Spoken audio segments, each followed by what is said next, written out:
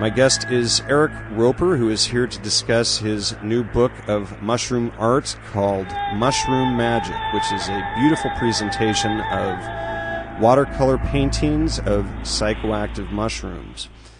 And we're also going to play music. In an entire year of doing this show, I have never once played background music. The background music for the show is by Shen Flindell, and you can find out more about him at ethnosuperlounge.com. Thanks for listening. Arik, welcome to Gnostic Media Research and Publishing's podcast number 47. How are you doing today? Doing well. Thanks for having me on. Would you like to, you're welcome, and would you like to tell the audience a little bit about yourself?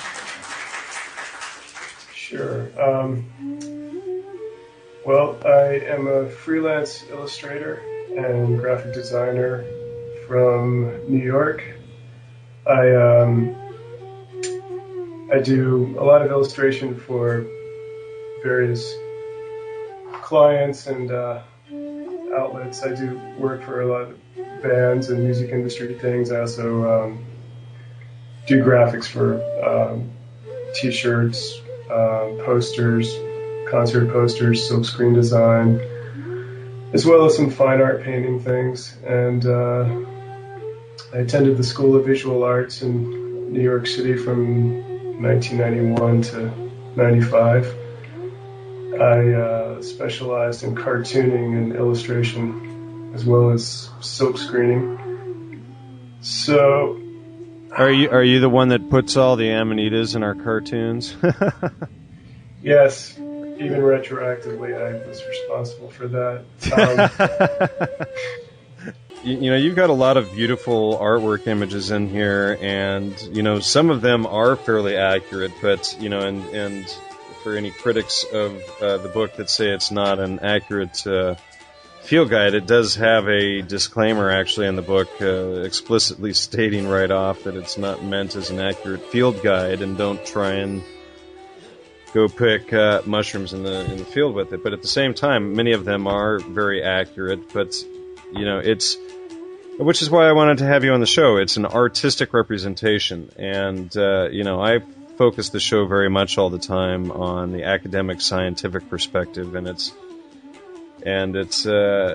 time to get the artistic expression out there as well, because as everybody knows who's experienced any of the psychedelics or entheogens, that it certainly has a dramatic impact on our artistic abilities and talents and the way we think about art and everything. So it's important to discuss art.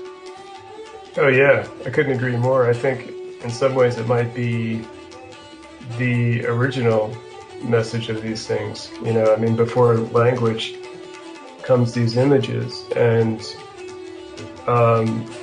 if these sorts of plants are what's been influencing religion and language for all these years, then I think it goes without saying that the visions are what probably led to a lot of this early, especially religious art. Right. Oh, and religious stories and texts as well. Somebody's tripping and they're trying to tell these fantastic stories of these visions that they're having, and that becomes either the iconographic art or the written mythological art. Yeah. In the form of later what became the dogmatic religions, in other words.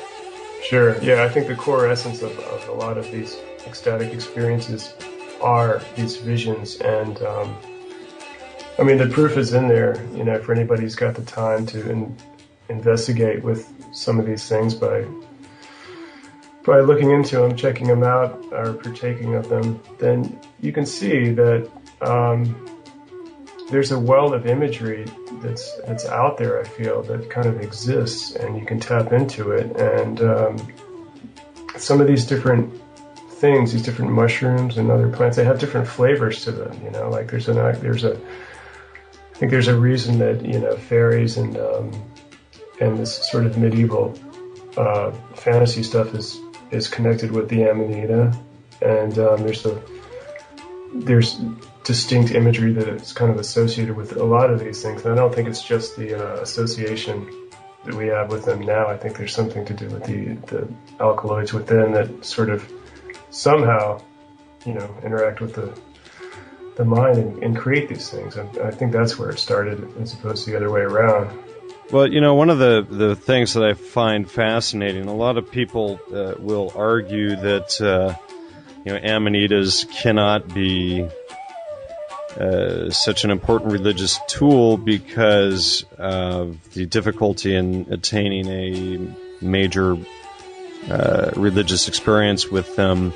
And, I've had Wolfgang Bauer on my show who, and I've talked about this in the past and talked about it in my book, Astrotheology and Shamanism as well, is that it's really something that these are tools, and not all tools are created equal. Some tools are more difficult to use than others. That, if you pick up a screwdriver and can use a screwdriver, that doesn't mean that a chainsaw is just as easy to use, and or driving a car for that matter. You have to learn how to use the tool that you're working with, and so one of the things, and where I was leading at is one of the things that I find very interesting is how common the Amanita muscaria of all mushrooms is in the folklore and the mythology and the tales and the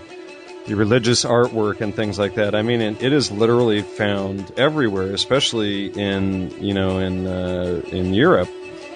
And so what do you think about that? What do you think about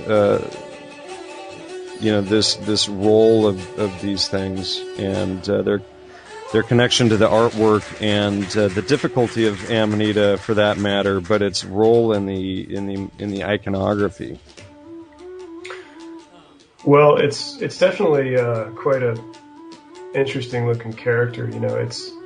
It's one of the most outstanding things you're going to find probably in the forest if you're walking around looking. I could see why they came to be noticed, and I could see why they would be painted even if a person has no idea about the psychoactive properties of it. It's a really pleasing looking mushroom. It's colorful, it's vibrant, it looks like something that came from somewhere else, and, right. Yeah, so I can see why it's such an icon. And as far as the usage and the reliability of the experience and so forth, like what you just said about the tool metaphor, it's sometimes the hardest tools to use are also the most effective, and I don't see how that disqualifies it from being a candidate for a tool for religious experience. Just because somebody used it once or twice and didn't understand how to use the tool doesn't mean that the tool doesn't work. Oh yeah, surely. Obviously, we're talking a long time here. People have had a long time to figure these things out. Well, yeah, and I think not only that, but they pass the information down generation after generation. And I think in Terence McKenna's book, Food of the Gods, he sort of tries to denounce Amanita as effective, and you'll read a lot of these reports on the internet that that it's not effective, and and it's just I really not only that, but there's as we point out in Astrotheology and Shamanism, it wasn't just about taking one substance. A lot of these people used many different